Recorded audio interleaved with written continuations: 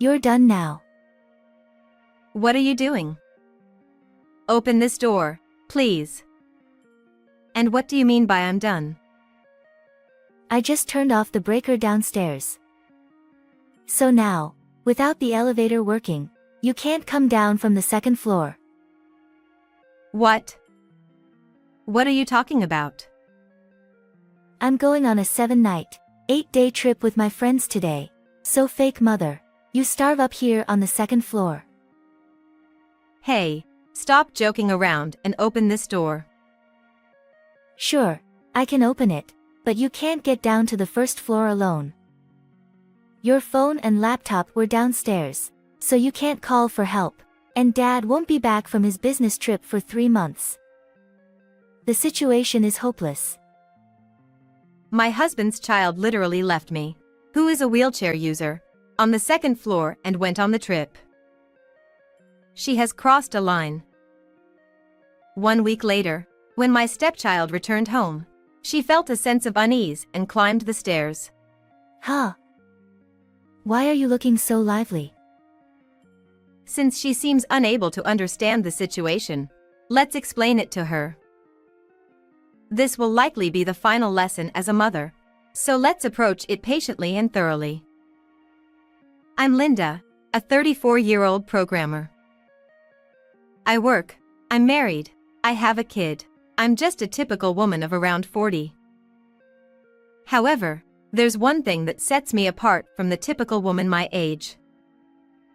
I've been in a wheelchair since I was in junior high school due to a traffic accident.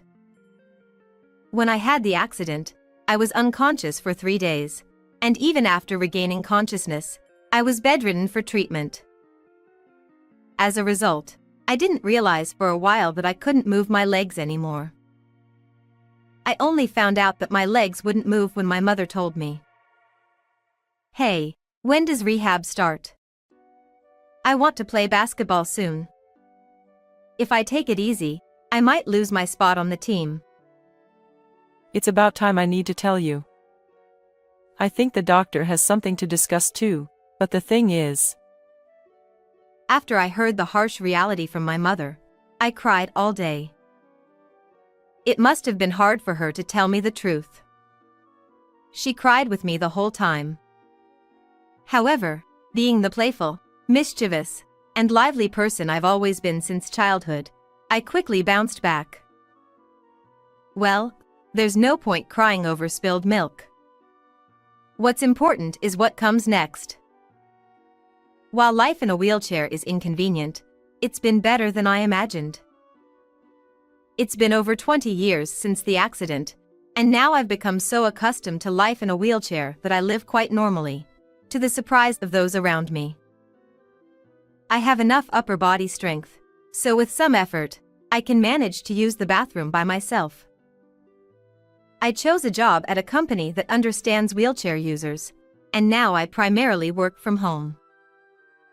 I need to go into the office for meetings about 2 or 3 times a month, but I commute by car during those times. I drive the car myself. I use a welfare vehicle that I can operate with just my hands, and sometimes I go for drives on weekends. In my 20s, I also enjoyed wheelchair basketball. While there are challenges, I'm generally satisfied with my life now. Despite my physical limitations, I was able to get married, which was something I once had given up. I guess this setup is enough for our daily life. Though, your parents' house seemed to have more accessibility features. That was just my parents going overboard because they weren't sure what was necessary. In reality, this setup is perfectly fine. We just need to get a stair lift installed. I don't think I can do it myself. We'll have to wait for a professional. I married Billy, who is 7 years older than me, just last year. Our meeting wasn't dramatic. It was just a typical workplace romance. When we got married, my husband and I rented a house and got permission to make it wheelchair accessible. By wheelchair accessible, I mean we installed portable ramps and added handrails. Simple modifications like that. The most significant modification was installing a monorail-style lift to access the second floor. But contrary to what we expected to be the start of a sweet honeymoon period, it wasn't quite like that. I'm home. Mother, what's for dinner? Didn't you say you were meeting your mom today? Didn't you eat with her? She had something to do, so I left earlier. I always tell you to let me know if you need dinner, right? Oops, sorry. My husband was divorced and had a child from his previous marriage. However, his stepchild is already an 18-year-old college student. We met before getting married, and our relationship has been good.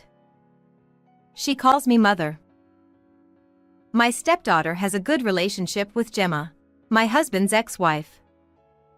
They occasionally meet, and she distinguishes between me and her biological mother by calling her mom. Despite various potential triggers for trouble, such as my disability or my stepdaughter's situation, our family life started without any problems, and I felt happy about it. However, while I was enjoying that happiness, it seems that trouble was quietly brewing behind the scenes. 1 year after getting married, my previously good relationship with my stepdaughter gradually became distant, and now we hardly have any conversations. Welcome back. Do you want dinner? No. As soon as she comes home, she goes straight to her room on the second floor and hardly comes out. It's quite difficult for me to go upstairs because I have to use the lift. Therefore, my life revolves around the first floor, and going upstairs is only necessary when I need to get something from the storage room, like clothes or items, which happens maybe once a month. The second floor has become a convenient place for her to avoid me. I have no idea why she has become so distant with me. I've even discussed it with my husband. Do you think I did something to upset Karen? You don't have any idea. No, none at all. She used to be so friendly before we got married and even when we moved into this house. She still talks to me as usual. Why the sudden? It wasn't sudden. It started gradually about a month after moving here. I wonder if there was something unpleasant for her about living with me. It probably isn't that. I'm sure she understood Linda's condition well even before we got married. Neither my husband nor I could understand the cause of our daughter's change in attitude, so we struggled with how to handle it. We couldn't find a solution without knowing the reason, so I tried to talk to my daughter about it, but apparently, it didn't go well. Oh, you're home early today. I only had a second period. Wait. I called out to her, who was about to go upstairs as usual. What? She looked at me with a face of anger and indifference. I couldn't tell how she was feeling, but it was clear that she was in a bad mood. I've noticed you haven't been talking to me much lately. Is everything okay at university? Or is there something I've done? If there's anything bothering you, please tell me. Stop acting like a mother. You're annoying. She muttered quietly and then went upstairs. Her voice was so small that I might have misheard it. Surely, she wouldn't say something so harsh. I reassured myself with that thought to ease the shock. That night, I realized that the reason for my daughter's cold behavior was because of me, so I told it to my husband. It seems like I'm the reason after all. She said, "Stop acting like a mother. You're annoying." What's that supposed to mean? Did Karen really say that? He was understandably angry, and it led to a family meeting. After hearing my side of the story, he called out loudly to her who was in her room upstairs, from downstairs. Summoned by her father, she came down to the living room with a sulky expression and took a seat. I heard you said something really awful to your mom. Why would you say something that hurts her? Mom? She's not my mom. She's just fake to me. Treating a fake mother like that is more than enough, isn't it? What are you saying? Hey, don't start yelling all of a sudden. If my husband loses his cool at this point, we won't be able to hear our daughter's side of the story and won't be able to resolve the issue.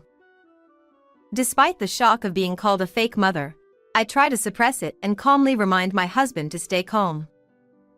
He regains his composure, and we continue the conversation. Why did you suddenly start saying things like that? You never used to say stuff like this before, did you? When I think about it, it's really weird. Dad getting remarried just a year after divorcing Mom? You must have been having an affair since Dad and Mom were still married, right? Otherwise, it doesn't make sense. We explained that already. Linda and I work together, and we've known each other for over 10 years. We got married quickly because we knew each other well. And if you're going to talk about affairs, You were always busy with work, right? Mom was always lonely waiting for you to come home. Isn't Dad partly to blame for the divorce? Karen, Billy is a systems engineer, so being busy with work is unavoidable, and he was working hard at that job for the sake of his family. Shut up. It's all your fault. You're the one who ruined our lives. She slammed the table, abruptly stood up, and stormed out of the living room. I don't understand why she reached such conclusions, but it seems she believes I stole him from his ex-wife. I sort of understand the reason now. Let's leave it at that for today. But I guess Karen is misunderstanding things, so let's keep a little distance between you and her for now. I'll try to clear up her misunderstanding. I decided to trust his words and leave it to him. However, despite his efforts to clarify her misunderstanding, she was already in a state where she wouldn't listen. Why are you being so cold to your mom? How long are you going to stay with that fake mother? Just get divorced already. What don't you like so much? Everything about having a fake mother. Then, when my husband talks to her, she confronts me when he's not around. You told Dad to talk to me again, didn't you? Don't think you can just turn Dad against me. That's not true. Do you really expect me to believe your words after you took Dad away from Mom? She kicked away the laundry I was folding. As someone with mobility issues, it was difficult for me to pick up the scattered clothes that flew out of my reach. She knew this and deliberately kicked the laundry pile from the bottom, sending it flying further away from me. Satisfied with the mess, she went upstairs while I struggled to pick up the laundry within my reach. My husband would then reprimand her, and she would take it out on me. This pattern had become all too familiar. To clear up her misunderstandings, we needed to continue the conversation, so it seemed we would have to endure this cycle until resolved. However, just when I was determined to patiently continue engaging with her, my husband's long-term business trip was scheduled at the worst timing. I'm sorry. It's not fair to leave you two alone without resolving Karen's issues. It's just work, so it can't be helped, right? Besides, maybe my resilience made the company think it's okay to send you on a long business trip. If anything, I should be the one apologizing. As for Karen, it's okay if resolving things with her gets pushed back by a couple of months or so. To avoid causing unnecessary worry, I sent him off with a smile. Honestly, the thought of being alone with her for 3 months does make me anxious. However, there's no need for me to feel excessively worried since there's no risk of violence or anything like that. I thought everything would be fine, but with my husband away, Her behavior escalated rapidly. 3 days after my husband left for his business trip. Huh? Why is the picnic blanket here? Is Karen using it? I thought she left earlier. I thought it was okay to tidy up the picnic blanket on the living room table and decided to return it to the storage room upstairs. When I climbed up to the second floor, I heard the sound of the front door opening. Huh? Is Karen already back? Though I was curious about her, I went to the storage room. As I put the picnic blanket, the storage room door suddenly slammed shut with a loud bang. Ha ha ha, you're done now. What are you doing? Please open this. It seems like I've fallen into my daughter's trap. She's holding the door to the storage room, and with my wheelchair, I can't budge it. However, the door to the storage room doesn't have a lock. She can't keep holding the door from outside indefinitely. So, what does she mean by saying you're done? Do you want me to open it? I'll open it soon, but first, listen to me as you are. I don't want to see your face, and despite being in a wheelchair, you're surprisingly agile, so be cautious. I see. She trapped me in the storage room first to avoid any retaliation from me. Indeed, I've kept myself physically fit through basketball, so it's a wise move for her to be cautious. However, apart from that, it wasn't a very smart decision.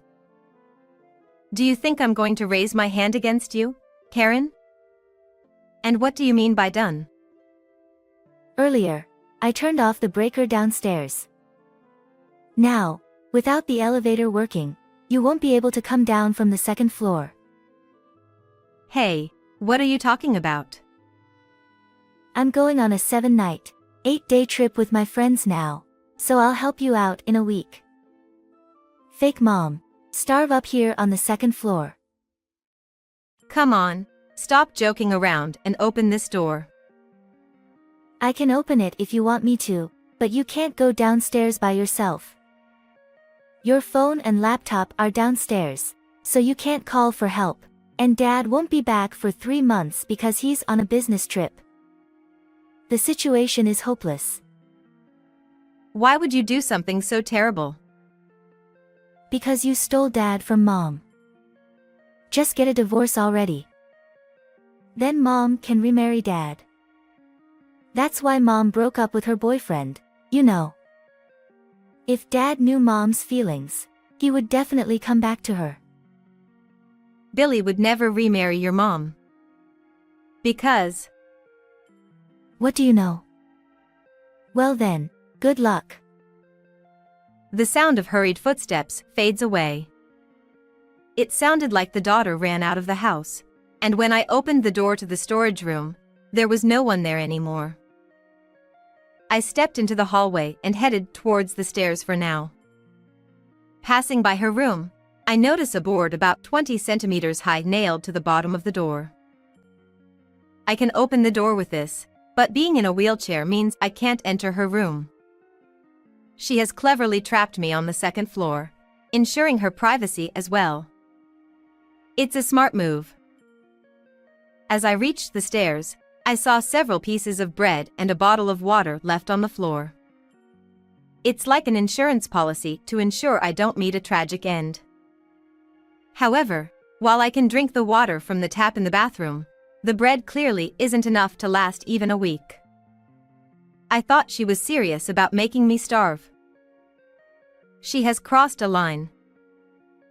I've resolved to make my daughter and whoever is behind this situation pay for what they've done. A week later, she returned from her trip. I hid in the back of the room, quietly watching her as she took off her shoes at the entrance. After taking off her shoes and stepping inside, she started to look around nervously. I also sensed a different atmosphere in the house today. Additionally, the stair lift was on the ground floor, and there were shoes in the entrance that weren't usually there. However, she, not noticing these details, seemed to feel a sense of unease but couldn't quite pinpoint its cause. Nonetheless, she quickly ascended to the second floor as usual. As I followed her upstairs, I heard her voice echoing loudly midway. Huh? Why are you here? Should I explain? Huh? Why are you so lively? She, startled as she peeked into the storage room, was equally surprised when I spoke to her from behind. She seemed to be in a constant state of shock and confusion, her eyes wide as she stared at me, desperately trying to make sense of the situation. You're not starved at all. Of course not. Maybe you thought you locked me upstairs, but that didn't really confine me at all. But the stair lift shouldn't work, right? That stair lift is battery operated, so it works even if the power is out. Most stair lifts have that as a backup in case of power failures. Wait, what? Right after you left for your trip, I immediately went downstairs. Even if the stair lift didn't work, I could have called for help from outside through the window. As for the breaker, I always flip it back with a stick whenever it trips, so that wasn't an issue either. Oh, and thanks for buying lots of bread. It was nice snack. About a month after she moved into the house, her attitude towards me turned cold. She reduced contact with me early on after moving in, so she never fully grasped what life was like for me with my mobility issues. Despite living together for a year, it seems she didn't fully understand how the stair lift worked either. Right after she left for her trip, I used the stair lift to go downstairs as usual and immediately called my husband to tell him what had happened. She, upon learning that I wasn't hungry at all, quickly turned her gaze towards the storage room and pointed at the person sitting there. Why is Mom here? What are you planning? Let me explain that to you. My husband had been standing right next to the open storage room door the whole time, but she was too shocked by the presence of both his ex-wife and me to notice him. So, she once again raised her voice. Dad? Why are you here? Aren't you on a business trip? Huh? I'm not on an overseas business trip or anything. It's Sunday today, so it's not strange for me to be home, is it? He got more confused by her overly casual question. She's only 19 and has only had part-time job experience, and seemed to have assumed that my husband couldn't come home frequently due to a long business trip. However, my husband's business trips were just a 3-hour bullet train ride away, so he planned to come home about once every 2 weeks. Today, he came home earlier than planned because of what happened with my daughter. I heard everything from your mother. You've been acting up, and you even mentioned divorce. Exactly. It's all because of this fake wife. If she wasn't here, Mom could remarry you. I will never divorce, and I won't remarry with Gemma. Why not? Maybe Mom's affair could be the cause of the divorce, but wasn't it also because Dad was always busy with work?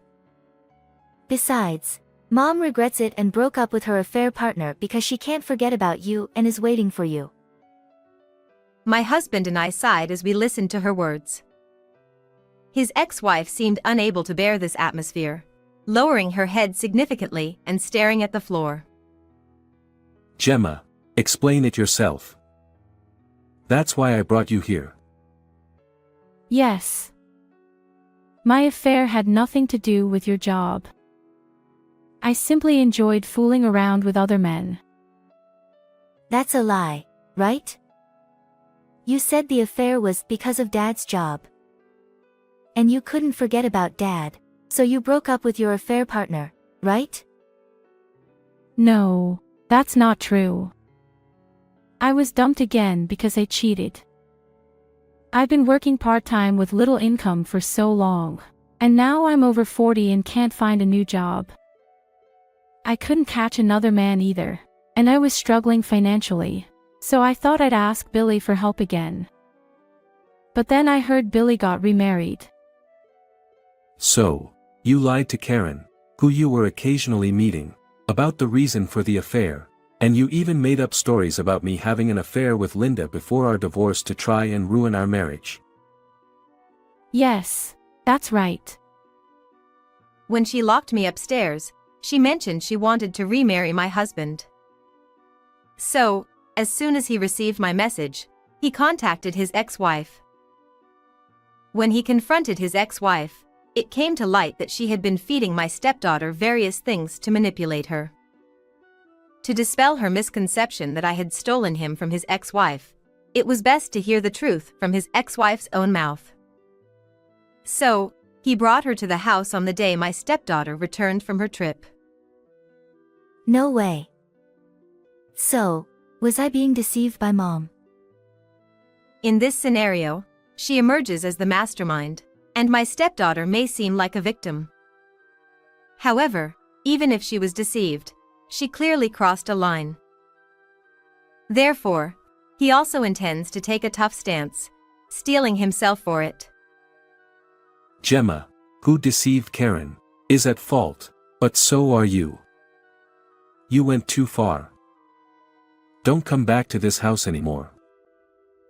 What do you mean? I was being deceived. Even if you were deceived, you locked your mother upstairs and tried to starve her.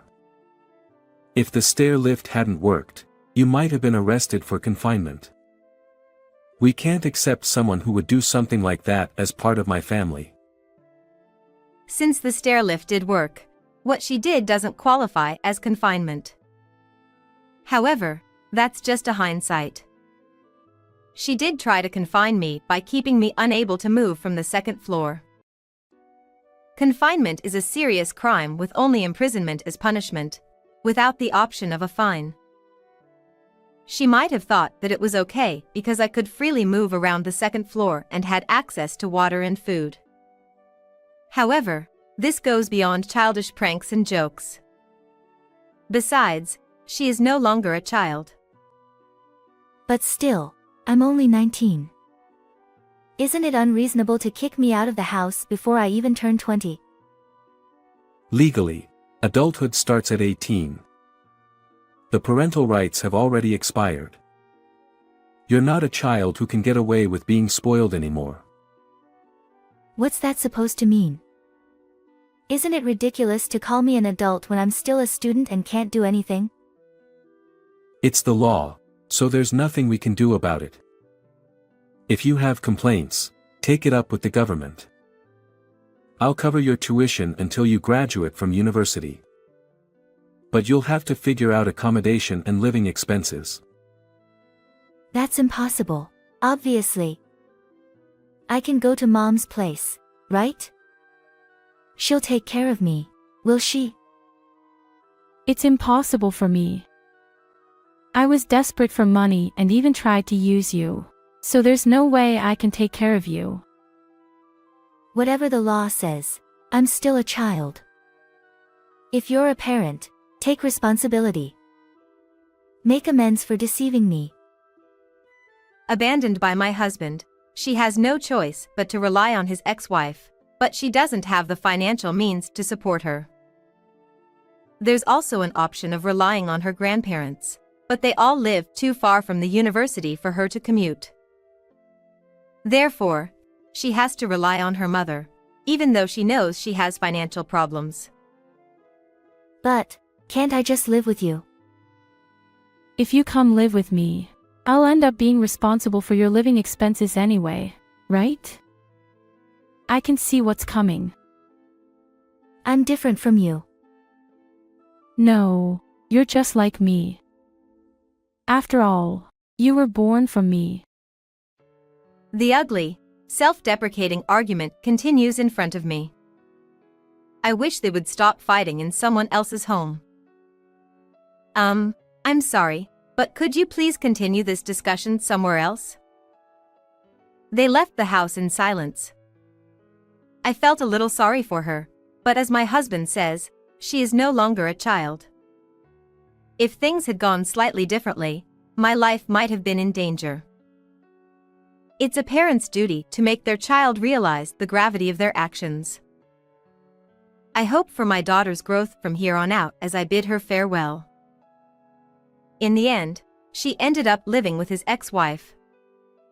Since she didn't have much money, they lived in a cramped and cheap apartment. It seems that with her daughter moving in, there's no privacy or comfort there. As she lives in his ex-wife's apartment, she was asked to contribute to living expenses such as rent and utility bills.